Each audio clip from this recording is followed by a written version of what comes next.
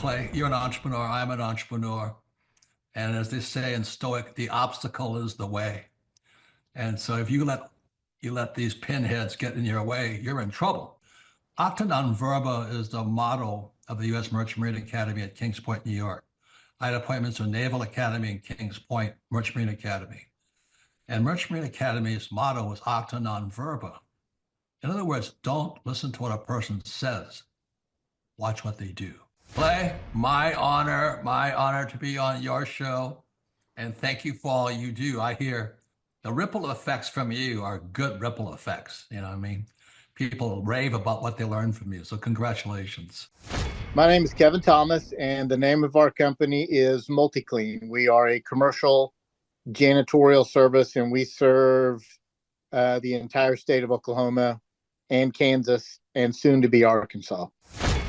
We have probably grown probably 5 times. We've added, I think when we first started with you, we had 60 to 65 employees. And now we have a little over 300 employees. Before we got involved with Thrive Time, we didn't really have any systems or processes in place. I've probably been to, in 6-7 years, I've probably been to 12 to 13 business conferences. And amazingly, each time I go, I learn something new, and I'm so excited to bring it back and show the team about marketing and how to implement, how to help you guys implement the SEO. And the coaching is just great because there's accountability, and it's just a fantastic way to grow your company. Having a relationship with Thrive Time it's just been amazing for MultiClean. Oh my goodness, it frees me up because then I don't have to take a class on search engine optimization or learn marketing or shoot video. That's not what we do. What we do is commercial janitorial service. And you guys are the experts on marketing, and you teach me and hold my hand and show me how to do it right. And therefore, now my company is much, much larger. Folks, on today's show, we're joined by a real client. He may look like a male model. He may look like a hologram, but he's a real person. He's a longtime client. He's a man that we consider to be a friend of the Thrive Time Show and a friend of mine. Ladies and gentlemen, please welcome to the show, Kevin. Welcome onto the Thrive Time Show. How are you, sir? Clay, I'm doing great. Had a great Christmas holiday, and I'm glad to be here. Okay, so first question, can you tell us what is your name, first and last name, and what's the name of your company, sir? My name is Kevin Thomas, and the name of our company is MultiClean. We are a commercial janitorial service, and we serve the entire state of Oklahoma and Kansas and soon to be Arkansas. And how long have we worked with you approximately at this point, sir? It's been about 6-7 years.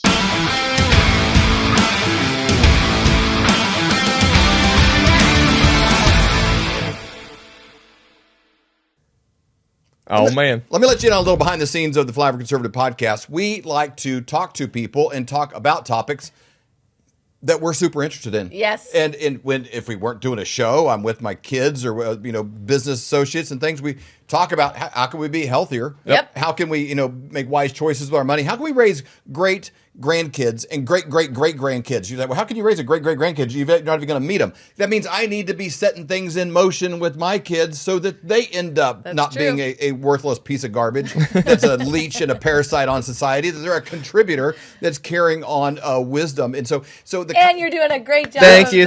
So far, so good. Yeah. But those things don't happen by accident. You have to be very intentional what you're putting in your mind. What are you reading? The words that are coming out of your mouth. That you're being in check with your own emotions. They're getting sucked into drama. What am I doing? What am I doing to maintain greatness within my own line? Mm-hmm. And first of all, within my own self. But how do I carry that on? Well, you need good ideas coming in. You can't have a strong body living on Wonder Bread and peanut butter sandwiches. And Snickers. You need some steak. You need some limes so you don't get scurvy. You need some good things in you. One of the best sources of that, and why we do this episode every single Friday, is I think being an entrepreneur. Even if you're an entrepreneur and you're working for a company, but you want to know how do I move the needle? How do I become irreplaceable in a world where people are being replaced by technologies? How do I make it so if I took a day off, they're hurting? Yeah. Yes. How do I add so much value? Well, somebody who does that better than anyone that I've ever met. I got business associate friends that have yachts and have built billion-dollar companies and have done a lot of great things, but I've never met a human that moves the needle in whatever room he's in, quite like the author of How to Build a Successful Business and countless other books that I find out all the time that were written by the one, the only Clay Clark. Yeah! I come with good news from Tulsa, Jerusalem, Super Dave. And on today's show, I really want to talk about this topic of how can you stay fired up and avoid burnout? How can you just stay fired up and avoid burnout? Because no one would want to watch your great show here, Dave, if you and Stacy hopped on the show and said, "Welcome to the Flyover Conservatives, where the foot burned out on today's show." Yeah. No one would want to watch the show if Colton hopped on the show and said, "On today's show, we're probably going to talk to a person about a subject." Yeah. Because no one wants to be a part of watching somebody live life through burnout. People want to be around somebody who's on fire. And so today, on today's show, Dave, we have a biblical answer. And I encourage everybody out there, if you want to take your income and your life to the next level, you want to grab a pen and a pad. Because, Dave, we are going to enter into the lab in the dojo of Mojo Faux Show. Love it. I'm so excited to learn. I love it, and that's an important thing. And I said this in the intro. I don't care if somebody you're working at a large company, or maybe you got a side thing going on your own. The things you need to do to manage your home and move the needle there are the same things to be irreplaceable at a job. Or if you're starting something and you have to be the engine that gets everything moving because you're the owner, you're the CEO and the trash guy, you're everything inside of a small startup. Like whatever it is, you have to predetermine a standard in your life of what is excellence and how do I maintain that, because life attacks that each and every day. It's easy to be jaded. The hardest thing we've ever done is maintaining a high level of mental enthusiasm while doing a podcast, because you're basically sifting through the sandbox of life and looking at the cat turds that are there. and that's what's called the news cycle. And finding, okay, how do we navigate in the? I'm not denying, and find hope and truth. I'm not denying the cat turds are there, but how do we navigate in a way that we can still build sandcastles in that? There's literally a cat turd. There's literally a cat turd in there, and you can follow him on Twitter as well. But there are, and so it's not denying that. But a lot of people that becomes their consumptive thing of it's too hard. Employees suck. The economy's tough. This is bad. There's too much there's all these things. And if you don't set that standard for yourself, by yourself, like in the shower with nothing else, I'm going to have a great day. You become jaded and you become like the world. You are 100% correct. And as we get into this, I want to share a success story.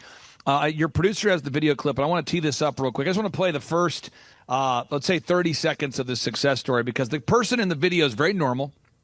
He happens to be a longtime client of mine, and I'll never forget our first interaction. He says, "Hey, I've listened to your show for 6 years." Now, he said this 5 years ago, so that's 11 years. We're going back 6. He started listening to our show 6 years ago. He's been a client for 5 years. So for 11 years, he's been listening to my podcast. He reaches out and he says, "Hey, I've got this idea that I want to sell concrete blocks." So if you've ever driven down the highway and you see the concrete blocks they use for construction, they'll put those barriers up. So when you go off the shoulder of the road, you don't go off the road. You just run into the barrier. He sells these concrete blocks. He says, "Hey, I've got an idea. I think that I could be like the concrete block supplier for America." And he said, "If you were me, how would you do it?" And I said, "Well, what we'd have to do is we'd have to build a first-class website, world-class website. Then we need to optimize it nationally. So when somebody is typing in, and I encourage your producer to maybe look it up on the screen so people can see, if someone types in concrete block supply anywhere in America, you need to come up top. If they're in San Diego, they're in California, there he is, concrete block supply. They're in Dallas, they're in anywhere in the country, they need to find you. And when you click on that site, people need to find you, again, no matter where they are. And he says, "How do you do that?" And I said, "Well, you're going to need," and this is real conversation. So we're going to need to probably write minimum, just doing my analysis, and this took some research, but about 1,500 articles, 1,000 words of content per page. We'll need to get about the equal amount of reviews. We're going to need to get about the equal number of video clips and about the equal number of images. And if we do that, just every week, we break down that 1,500 into small goals, you can get there. And he's like, "Okay, let's go." And so we started doing it. We're working at it. Well, now he makes more money every month than most people make in a decade. Wow. Come on. And it's online. It's largely online. It's a nationwide company. He actually makes things and builds things. So for anybody watching today's show, if you make things and build things, it's like a kind of like online retail meets construction. And when we think of this idea, we might think of it's going to be a super like a celebrity. You got to have a Kardashian behind it. We got to have a celebrity. There's got to be some viral video that led to the success. There's got to be a really witty, snappy homepage commercial that really moves the needle and gets people excited. There's got to be some sort of virality to it. There's got to be Some sizzle. But there's not. It's a guy who's very relatable. And if we could play this video, he's a beautiful man. So try not to cry, folks. But this video testimonial. I'm doing great. Appreciate you having me. Listened to this show for a long time, so it feels surreal to be on here. My name is Luke Boddy, Boddy. So I always say it's B-O to the double D-Y, yo. And my company is called Concrete Block Supply. And I'm not asking you to share about your financial numbers, but I think it's safe to say you've had exponential growth. Maybe that's a safe way to say it. You've had exponential growth. Is that a safe way to describe the growth that you've had there at Concrete Block Supply?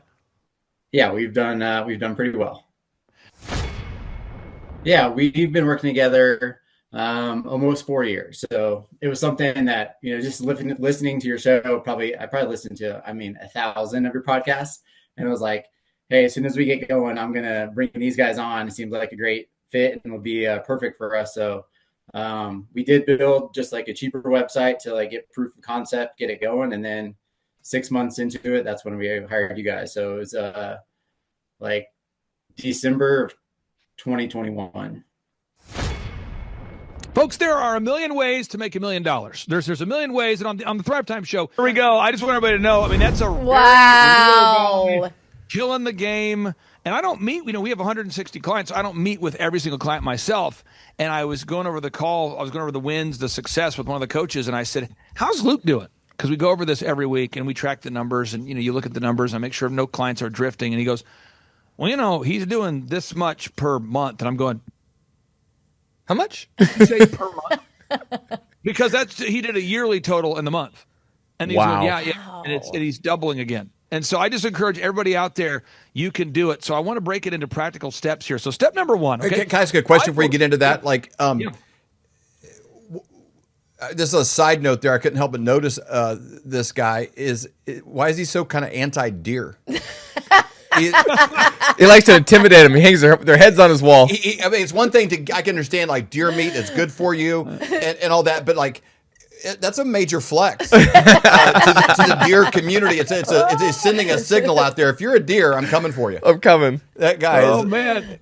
Now, September's right around the corner. I want to just tell everybody, this guy started, we charge clients $1,700 a month, okay?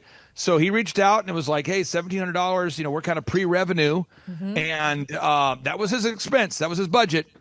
And how I get paid, folks, is I like to make a small percentage of the growth. And we've just diligently done it. And this guy is killing the game. Now we get into step number one. How do we do it? The Bible tells us that we're supposed to work as unto the Lord. You say, really, where does it say that? Okay. Well, the Bible talks about in the book of Genesis that God gave Adam the garden to work that thing. Okay. That's Genesis chapter 2. Read it. Obviously, I'm paraphrasing, but God gave Adam the garden to work that thing. All right. The word vocation, what? The word vocation means calling. Everybody think about it. The word vocation means calling. Okay. The word vacation means to retreat from. Okay. The Bible was written for Adam. It was written to describe patterns, God's view on things. It was a God-inspired book, the God-inspired book called the Bible. And so the pattern that was established is that we are given, Adam was given this garden to work it, okay? Not to retreat from it, okay? He was supposed to tend that garden, to work that garden. And I think somebody out there needs to really read Genesis chapter 2. And the Lord took the man and put him in the garden to dress it and to keep it. And the Lord God commanded the man, saying, of every tree of the garden thou mayest freely eat. God wants him to work that thing. So God wants you to work that thing. Now, the Hebrew word for work means worship, and the word in Hebrew for worship means work. So what I am saying is if the only time is that you worship God, quote unquote, is during that 15 or 20 minute session before church, There's something wrong with the way you're doing it. You say, am I doing it right? No, you are not doing it right if you are only worshiping during the praise and worship session of your work, the praise and worship session of your church. You need to work as unto the Lord. And that was such a mindset shift for me so many years ago, almost 20 years ago, and I discovered that my work was my worship and my worship was my work. I want to worship. I'm going to work as unto the Lord. Just that idea of I'm not working as unto man, I am working as unto the Lord. Another Bible verse coming in hot, Colossians chapter 3, verse 23 says, and whatsoever ye do, do it heartily as to the Lord and not unto man, knowing that of the Lord ye shall receive the reward of the inheritance, for ye serve the Lord Christ. And I'm not bragging on myself, I'm just giving you an example. There's a very famous household name who called me yesterday and said, hey, boss, congratulations. You know that the book we've been working on, that book we've been doing for a long time, and I want to share the name of the book, but I can't yet. He says, you know that book, that manuscript you've been working with me on? I said, yeah. He goes, we just got a big, like the biggest nationwide book deal on that manuscript. Come on. Wow, that's so exciting. Hot. And I said, so what do you want to do? He's like, well, you got to bring your kids. You got to be a part of this, man. I want you to see this launch. This is so exciting. But that's exciting that my kids get to be a part of the book launch and see the success of it. But what people don't understand is when I'm editing the book, when you're editing the book, when we are working, I am not working for that client. I am not working for the man whose book I'm editing. I am working as unto the Lord. So when he got his manuscript back, he says, dude, you caught more errors. I mean, I think I'm a pretty good writer. I didn't recognize how many errors, grammatical errors I had on that. He said, how did you do it? I go, because I am obsessed with working as unto the Lord. Shifting gears back to our concrete guy. This guy is obsessed with working as unto the Lord. He wows every single customer. Shifting gears. I know this, Stacy, because you and Dave and I, we've talked about this offline. I know, Colton, we've talked about this offline. You do the Flyover Conservatives podcast as both a business, yes, but it is a ministry. I mean, you guys put this show out to encourage people, to empower people, to inspire people, to break down what's going on in the world from a Christian perspective, and you're doing it as unto the Lord. You're not doing it for ratings or clicks or impressions or for false validations. You're doing it because you're doing it as unto the Lord. And I want to get your thoughts, Stacy. When you guys do every single show, people don't know this, but off air, you guys pray before you do every show. Why? Why do you pray before you do every show? Yeah, we really do feel like that this show was given to us by the Lord, that he called us. Dave and I were on a walk one day, and he told us that the Christian conservative movement had taken a pride in being part of the silent majority. And he said, it is time for you to wake up, speak up, and show up. And he told us that when we started Flyover Conservatives, that every show had to have truth in it, but it also had to have hope. Because if you ever felt hopeless, it was seated in a lie because God was taken out of the equation. So before we do every show, we give this show to the Lord. And I love what you're saying there, Clay, about this whole thing of work and worship. I remember several years ago, David and I and Colton were going through Bethel School of Ministry, and Bill Johnson was taking his daughter-in-law and his son to a service one day, and his daughter-in-law was a worship leader, and she said, "Okay, mom hat off, worship hat on." She had younger kids, and they were kind of acting chaotic and crazy, and she was, trying to get her hair fixed up, and so she was like, saying that in conjunction with the fact like her kids were just acting crazy. Exactly, and Bill Johnson looked at her and he said, "Your worship hat should never come off. It should always be on, no matter what you're doing. If you're a mom, if you are working a job, or if you are leading worship at church, that worship hat should never come off." And that really hit me at the time that, man, it should be in everything that you do. Worship is a part of your life. It's a part of every breath that you take. You are worshiping. This is one of these time capsule shows that everybody needs to listen to twice. It's one of these shows you'll want to go back to. It's a perpetual show. It's a renewal show. It's a reinvigoration show. It's a show that people need to watch multiple times, not because of me, not because of you guys. It's because this message is so powerful. Yeah. Step number 2 here, okay? Step number 2. This is very, very, very, very, very, very big. Ask yourself, in the last 24 hours, did you work as unto the Lord? I mean it. And it comes out, it manifests itself through the words we say. And I'll give you an example. And I'm not saying this to brag on myself, but it's a true story. I was talking to a young man moments ago, and he says, "How many podcasts do you do?"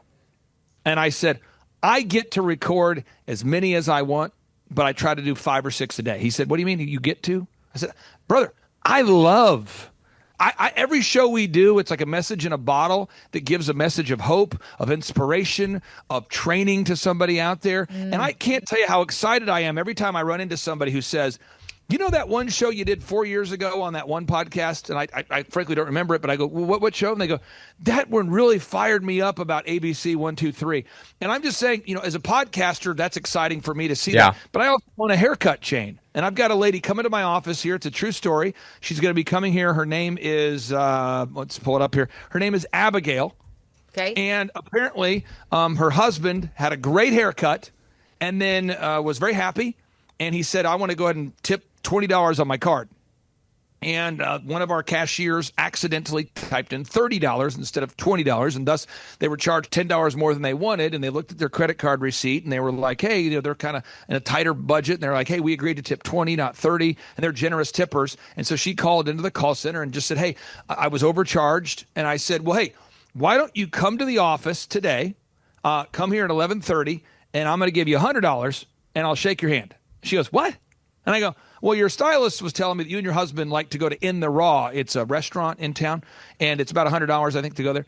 And so I want to give you $100. She's like, why would you do that? I go, I don't know. My goal is to wow you. That's what I do. That's my worldview. And she's like, unbelievable. Well, we've already signed. It's a true story. I almost like complaints because we got 2 members already this morning that came in because this lady was telling people, the crazy owner of Elephant in the Room, I called about a $10 issue. He gave me $100. I'm going to go pick it up today. And she's like, do you guys do conferences? She had no idea. I mean, just the momentum that creates in your life when you approach things that way. If it's all, and I know not every time the story doesn't end well, but if you will just work as unto the Lord and not as unto human masters, it is so powerful. Back to this book thing. I have a compensation agreement. I want to get paid, right? But if I do get paid or don't get paid, that's between that person and God.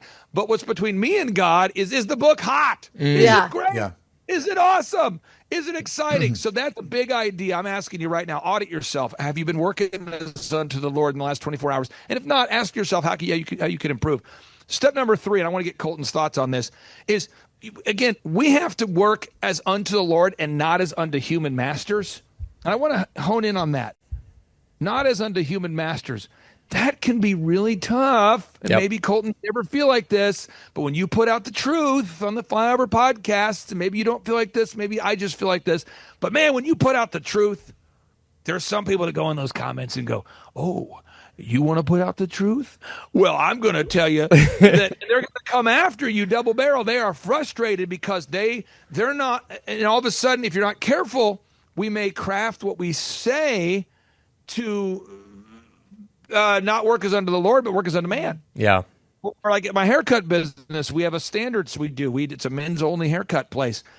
And if I start changing the definition of genders, I might make certain people happy, but then I might disappoint the Lord. And I want to get your thoughts on that, Colton, because you're a young whippersnapper. You were born closer to yesterday. We're in a world where the moral standards are changing everywhere. Yep. What's your mindset to working as unto the Lord and not to the standards of the world? I have a couple different instances in my life where that really popped up. One was actually back in school. I remember talking to Dad about this subject in school. I wasn't actually inclined towards it. I didn't like it. I honestly don't remember what it was. I think it was English class or something. It felt very objective. Like you just get these red marks on your paper and you're not exactly sure why. Like math, 2 + 2 = 4. You kind of get it. You see it. It's very clear. English, it was like you get taken down because of the tone of voice, whatever. And I remember talking to Dad and I was just so frustrated. I was like, man, I don't understand this. And he said, well, I was like, why am I even taking this class? Like, what is the purpose of this? Do you even use this stuff in the real world? And he's like, it has nothing to do with what you use in the real world or what you don't use in the real world. It has everything to do with you doing your best, because what you do now becomes a habit, and those habits eventually will make you very successful. It has nothing to do with the grade you're getting in high school right now. And so he's like, practice doing your best, and eventually that will serve you really well. Like, actually make the habit doing your best. And then later in life, I thought I was really special. I was 18 years old. I was like, hey, I'm I'm raised in this house. I got these, success principles, whatever. And the only job that I could find, I applied everywhere. I mean, I went out and gave applications. You're bilingual too. I lived in California. I was bilingual, and I was a hard worker, and I was positive, optimistic, and I did show up really well. But I went out and I tried to apply to all these different places. I applied 60 different places and only got one job, is washing dishes at the steakhouse, and I hated it. Every day I went to this dish pit, and I just remember you stink and you're covered in water and you got butter and people treat you bad. People treat you bad and all this stuff. And I remember Dad, again talking to me because he took me out to breakfast once a week, and I was living on my own, but he would pour into me every week, and we talk and hang out, and I was talking about washing dishes. I'm in this dish pit, and he said, continue to pour positive things into yourself. Continue when you're in your car listening to positive things. Continue to think positively, even in the dish pit, be thankful, have this great spirit. He said, because if you put a basketball at the bottom of a pool and it's flat, it's really easy to keep it at the bottom of the pool. But if you continue to pump that basketball full of air, you can't keep that thing down. And he said, in life right now, you're at the bottom of the pool. But if you just keep pumping yourself up, not just hype and motivation, but genuinely full of positive things, you're listening to shows like this, your good ideas, you're listening to the Thrive Time show, you're going to conferences like Thrive Time show conference, you're pumping yourself full of life. You cannot stay at the bottom of the pool for very long. You're going to pop to the top. You're going to have enough things that pop you up to the top. And I look at that season of my life, and it was not very long. The bosses that were treating me horribly, eventually I was making significantly more than they were. Eventually my life was significantly better than theirs was. The things that they were treating me bad eventually inverted because I really spent the time in private pumping myself up full of positive things, full of good ideas, full of great things. And so then in public, eventually my life reflected that. So good. And you became unemployable at that place too. Mm-hmm. Yeah. Because a lot of people are at a job and they're like, I'm better than this. I should get, and they'll want to wait until they get a position worthy of it before they perform at that. Like if I was in charge around here, here's what I would do. If you took, who's the guy that wrote the Unreasonable Hospitality? Will Guidara. If you take a Will Guidara, it's an incredible book, Unreasonable Hospitality. If you took him and put him as a dishwasher at an Outback Steakhouse, within 10 minutes, people would be like, what is he doing here? Yeah. He wouldn't fit, and he would do the job with excellence, but he would be so far, he'd be a fish way too big for that tank. Yeah. The life would have to promote him because he's doing the lowest level task with the highest level of excellence. And, someone's going to recognize that, but if not else, life will, God will, you'll outgrow that spot. So good. Folks, I'm telling you, this is one of these shows you're going to want to watch 2 or 3 times because it applies to every single person watching this. Now, step number 4, you could have all the work ethic in the world. You could be working as unto the Lord, but if we want to monetize that, so if you're watching today's show and you want to monetize that, you say, I love what you're saying, and I have, if you're watching this, you say, objectively, Clay, I volunteer at my church and I do it well. I work at my job and I do it well. Man, I have a job and I am getting there early. I'm putting in the work. Sometimes you're in an industry that's not monetizable. So let me just give an example. I happen to work with people in multiple different industries, so I see thousands of opportunities. I'm not kidding. I see thousands of opportunities, thousands of them, okay? And so one of my clients I work with right now, he's very, very, very successful, lucrative in the pool maintenance business in Texas. And I'm seeing this guy, and he's going, man, I'm making this much per month. I get a monthly fee to maintain the pool. I am making money. Wow. But I'm kind of capped now. I can only make X amount per month. And by the way, this guy's netting more money than most people make every 5 months. He's netting every month. So he's doing great. And I'm going, why aren't you willing to clean the inside of their house? You clean the pool. Why not the rest of the house? And he's like, because I'm not a house cleaner. I'm a pool cleaner. I'm like, okay. And so we keep kind of coming back to that every 45 days or so. And on this morning's call, he was like, I was talking it over with my wife, and I think I'm going to start doing home cleaning in the house too. I go, why? He goes, because there's a lot of money being spent in the home. I mean, so what happens is we have these weird boundaries we put on ourselves where, well, I'm a doctor, I'm a dentist, I'm a lawyer, I'm a marketing guy, I'm a sales guy, I'm an accountant. I can't do. But if you'll just throw all that out and say you are a child of God, and all you are is a child of God, and you're sent here to render service and to add value, work as unto the Lord, all of a sudden you start to discover a lot of polymaths. And I'm not saying you're going to agree with the religious philosophies of these people I'm referencing, but a polymath is somebody who is great in multiple things. You say, what's a polymath? Okay. Tell me what Benjamin Franklin's profession was. Right. You know, Yeah. was he That's an a great inventor? point. The printer Was he to a start with, postman? but sure, he outgrew it. Oh, yeah. He started the People- fire department, started the first library in Philadelphia. He invented spectacles in the elevator, and he just solved problems for a living. Really, the rest of his life. He was an amazing printer, an amazing writer, and then just kind of found problems and solved it. For the majority of his life. That's what you do. You just solve problems. And so if you were to sit here, folks, and you'd send a team, there was a team from Epoch Times. They recently traveled to Tulsa to do this, like, not an investigative thing, but it's more of like a colonoscopy of business where we're going to get uncomfortable and look at everything and see what it's really like. And if we like it, we might write a good review or a bad review, but do you mind if we do that? And I said, no problem. I like you guys. So they came here, and one of the guys who was doing the interview, he said, I have never seen somebody who's writing rap songs during a third of their day, writing books during a third of the day, and then growing companies a third. I've never seen that thing. I've just never seen that. He's like, I go, well, I think you would see that more if less people had gone to college where they were taught about specialized knowledge. Yeah. But so in good. terms of like on a farm, you have to be kind of a mechanic. You have to be sort of a guru of fixing, things. You have to be also a guy who's an expert at fencing. These are all separate industries now. And a But you veterinarian. have to be a bard, remaker, remodeler, home remodeler. What, Dave? A chicken raising guru, a poultry expert, a bovine. You have to really. Well, And so we get some of specialized. what messes that up too, Clay, is our idea of monetization. I remember, I don't know, I was in my early 30s, and there's not a musical person in my family anywhere. I'm the youngest of 6 kids, not one of them play an instrument or anything like that. But I kind of thought I'd like to play the guitar. That'd be kind of fun. And so I took lessons, and I'm practicing every day. And I remember talking to friends. They're like, "What are you going to do? Like join a band, or are you going to try to be an American Idol?" Like they had to associate learning a new skill to how is it monetizable. And I'm like, no, there's 2 groups of people in the world: people who can play the guitar and people who can't. And I'm now at the bottom rung of the people who can, but I now can. And it's amazing working my mind in the discipline of like playing a little bit every day, and your fingers hurt, and it helped me in a lot of other areas. This idea of taking on more and learning more. It's not siloed to just that one thing. It's like, okay, now I understand. I can communicate with this person. I understand. You have no idea the neuron connections and stuff you're making by learning a new skill or studying, a new thing. That's why I think, farmers are so amazing and are, so useful, because you can't be like, well, I'm not the fence guy. Well, of course you are. Well, I'm not the veterinarian. Well, your veterinarian's it's going to be $1,000 to get this. Okay, well, I guess I can figure it out myself. That the willingness to take on new skills, it applies in areas you would never expect. You now see situations from multiple angles because you did this other thing, even if it's not monetizable at step 1.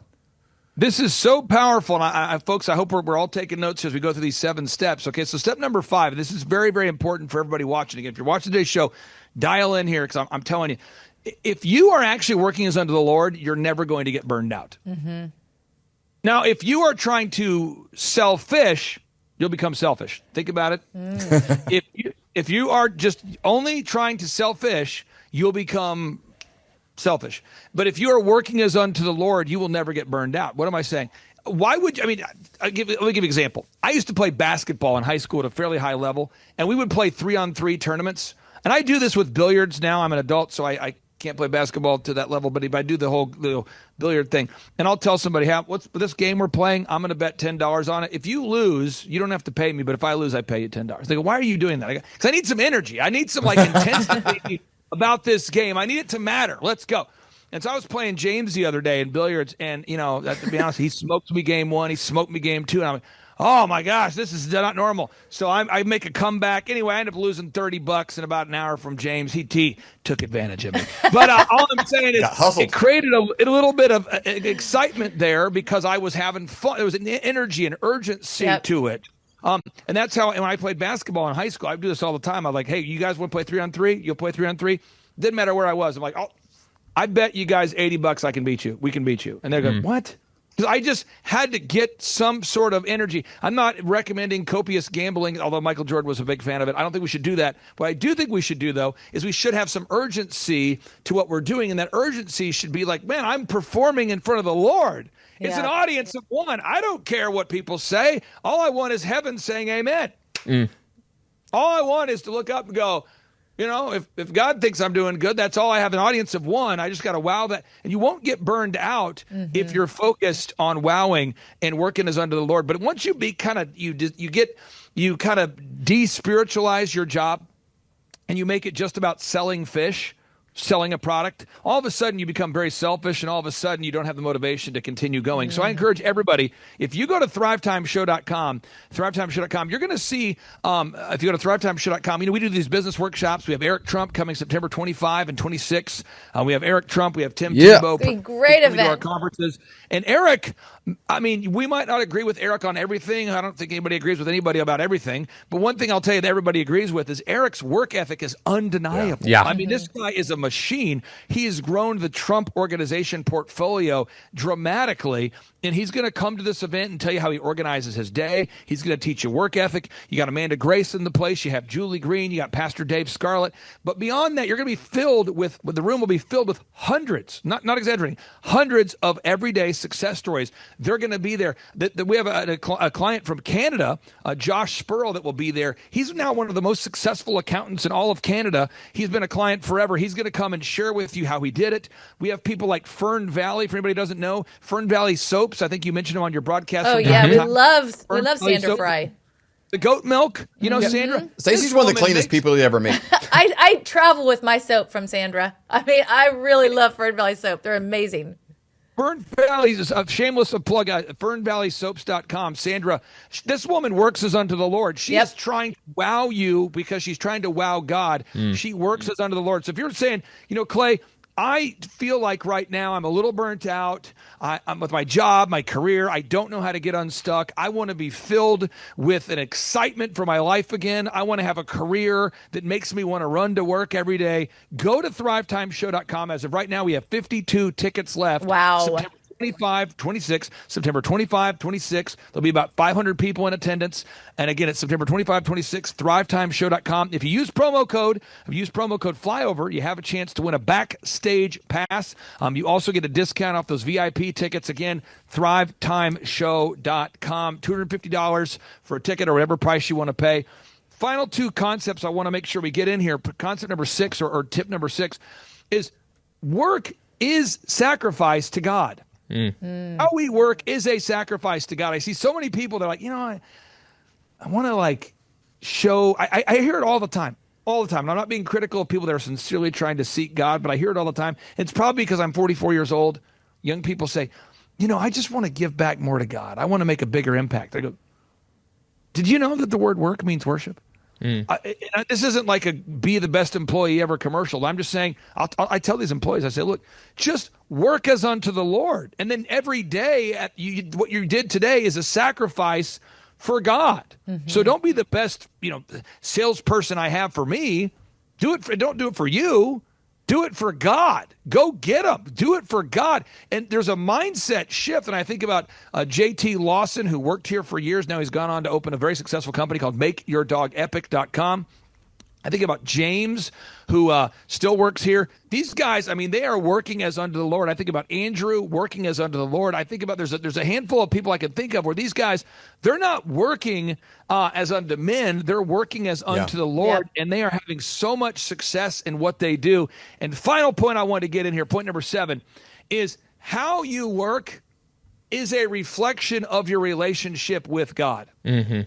How you work is a reflection of that. So people use the word intimacy might mean into me you see, or into me I see intimacy, right? If you are like a really bad employee, a really bad business owner, if you just really, really do a bad job in the marketplace and you really under deliver, you overpromise, you under deliver, you scam people, you take advantage of people, you cut corners and deliver a subpar work ethic or subpar product, that's letting people know that you haven't read past Genesis, which, by the way, is the first book in the Bible.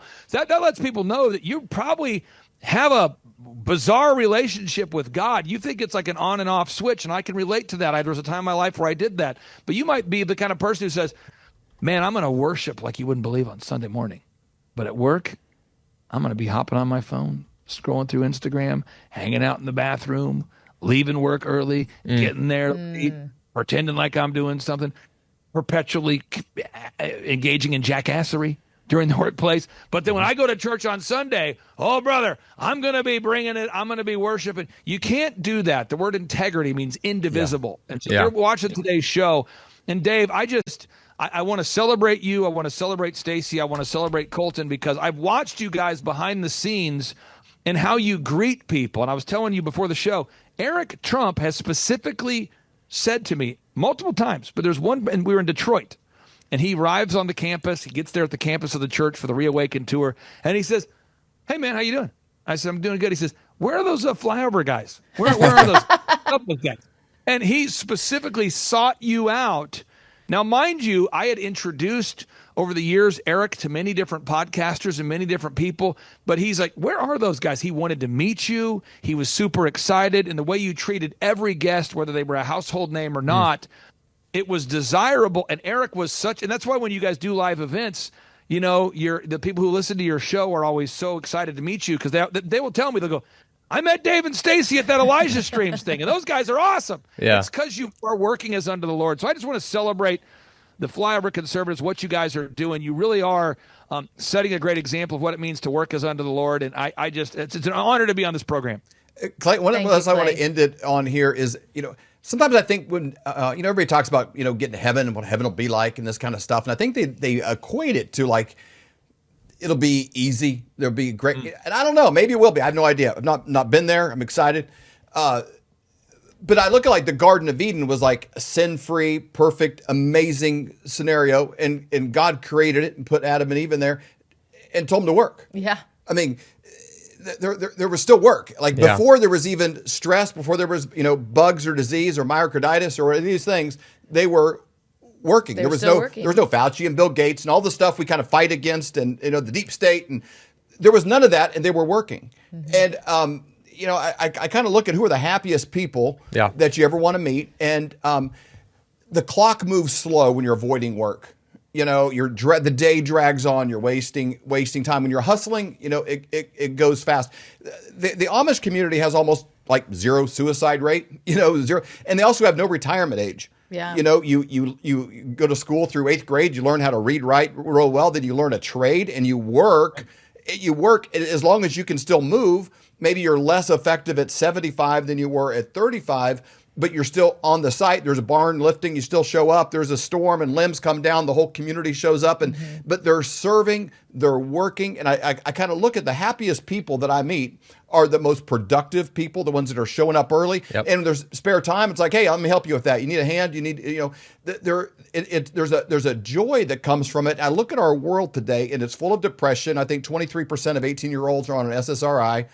We're trying to find ways to overcome it, and we've demonized suffering. Yeah. And everything the devil offers is like ease. It's better. Even offered Jesus, like, hey, if you don't want to do that whole cross thing, I can give you all the power you want. All you got to do is I'll make it easy. I'll make it easy for you. Just bow down to me, and you don't have to do all that stuff that's in your plan. It's like there's an easier way. And I just think we as a culture need to like separate ourselves from the world and embrace suffering, embrace working, embrace staying early, how tired, like all these things. And you bring that every day. And I love you mentioned JT, you mentioned Andrew, the culture that you've created of embracing that work ethic, of showing up at 5 a.m, show up at 6 a.m, and then it becomes competitive and self-policing of how much can we get done, how productive we can be. And those are the happiest people. And this may not have been an episode about how to be happy, but I think on the other side of every one of these tips, all 7 of them, is joy. Yep. There's pleasure, higher self-esteem. People, I want a better self-esteem. I need more compliments. I need to do more affirmations. No, you probably need to work harder. You need to sweat more. Yeah. And hustle more. You need some blisters. And that's what you bring to the world. And I'm thankful for it. And you bring it to the show, no matter what the topic is. The other side of it is there's a joy and a hard work that you embrace and celebrate, and we need more of that in our country. That's what makes America great right there. So we celebrate you back, Clay. Really appreciate you. Well, thank you guys for carving out time. And again, anybody out there, I'm telling you, I wish I did a better job of communicating this to everybody. But if you are stuck, there is an opportunity for you to be successful, regardless of your age or your current wage. Go to thrivetimeshow.com. Come join us at our in-person workshop. I want to shake your hand. I want to meet you. I promise it will change your life. Get those tickets at thrivetimeshow.com. Clay Clark is here somewhere. Where's my buddy Clay? Clay's the greatest. I met his goats today. I met his dogs. I met his chickens. I saw his compound. He's like the greatest guy. I ran from his goats, his chickens, his dogs. So this guy's like the greatest marketer you've ever seen, right? His entire life, Clay Clark, his entire life is marketing. 4,000% from February to February. Now I can better that. Okay, Clay, I don't think you know this. I don't think you know this. I'm pinching myself, and if I cry, forgive me. In the last 2.5 days, we have bettered our entire month of February in the last 2.5 days. So, and the phone's blowing up. Everything's just blowing up. You're right. It is like a rocket ship. So we're pinching ourselves, actually. I learned at the Academy, Kings Point in New York, acta non verba. Watch what a person does, not what they say. But I recognized at the age of 15, I'm going, you know what? I am not going to live that way. And so I started a company out of my parents' basement called djconnection.com. And I decided I am going to have success. And so I reached out to millionaires and people that I kind of knew through church and friendships and people that parents of my friends. And I said, what book would you recommend that I read? I'm a 15-year-old asking this question. True story. And I kept being told, you got to read. Hello, Robert Kiyosaki, Rich Dad Radio Show. It's an exciting time. Also, I think a treacherous time, a spooky time also. But it's always, danger is a good time. Today, my guest is Clay Clark, and I went out with Tom Wheelwright to visit Clay with Eric Trump also. And the reason I want to talk to Clay this morning is a very important subject called study. And the reason I say that is things are changing so fast, and many people are completely missing the show. Things are changing at rapid speed. Technology is changing. And so I went to Tulsa, again, with Tom Wheelwright and Eric Trump. And the thing I was so impressed about Clay is this word called study. I don't know, you guys must be in your water or something, Clay, but boy, I was so impressed how big you guys are. But what really impressed me was you have this huge congregation. They're all about guys your age. They're on fire. And you start your classes at 5 in the morning. Now, let me talk to you about study here. We show our books here. Now, this is how I study. This is The Creature from Jekyll Island. It's on the Fed. And Clay's doing the same thing. We study. So I go out to Clay's place in Tulsa, Oklahoma. He's built this huge compound out there. And you guys start at 5 o'clock in the morning. It's not by Zoom. They drive there. They show up 5 o'clock, bright-haired, bushy-tailed and all this.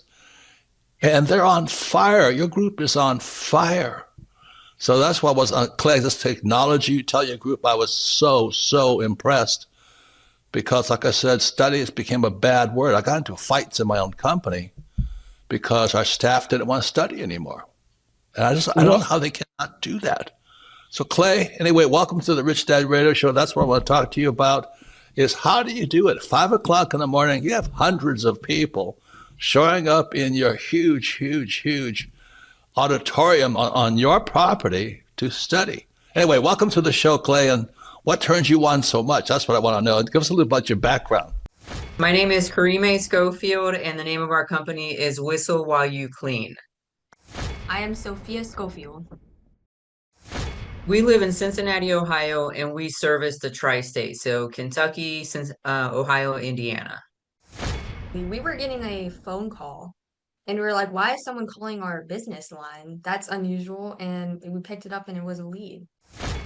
I mean, it's been incredible, Clay. We've had like we've gone from 0 to like 100% growth. Like we're like a full functioning company.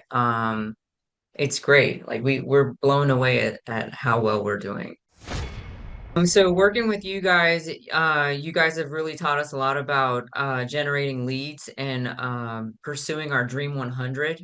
So we have a list of customers that we want to market to. And so we've been making phone calls, we've been showing up in person. We're trying to get near the businesses that they would visit if they were visiting like a hair salon or something. And then we start calling them and we just start pursuing them. And then the other thing that we do is when we do cleans, we take a lot of video testimonials and we post those to our website so other customers can see. And then we also upload a lot of images of the things that we do. And so we're also asking our clients for Google reviews after we've cleaned their houses. And so it's this constant like cycle of doing those things over and over and over again. I would say if you're on the fence, go to one of Clay's conferences. They are hilarious, they're fun, they're educational. They're so good that even my teenagers like them. And I would say don't let fear hold you back. If you want to start a business, do the obvious thing and hire someone who knows how to run businesses. If I wanted to get in shape, I'd hire a gym person, a personal trainer. This is like the personal training for business. It has been absolutely amazing. I mean, our coach is encouraging.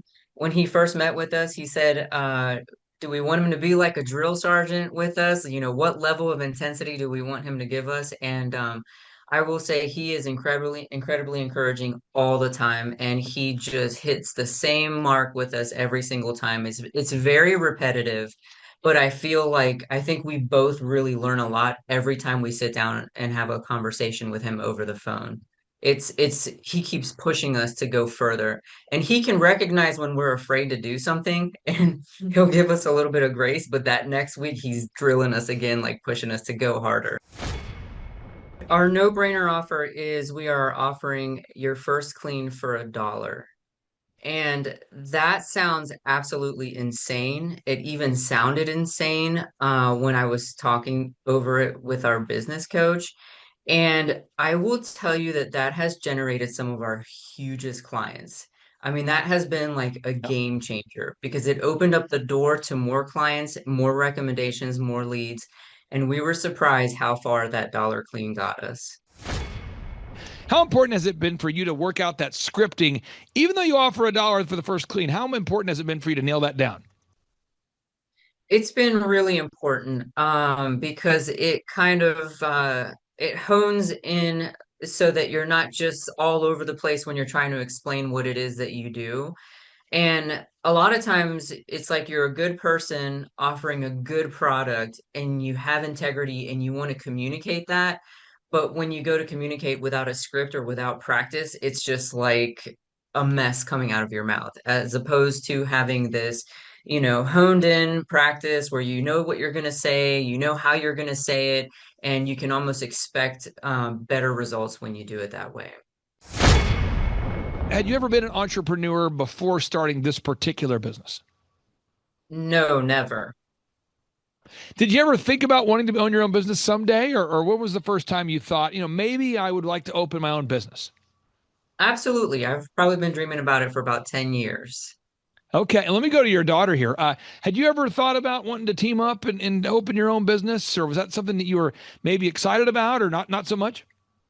Well, for me, my parents would always listen to your podcast and business podcast. And as I started listening to them, I started realizing that I wanted to own a business.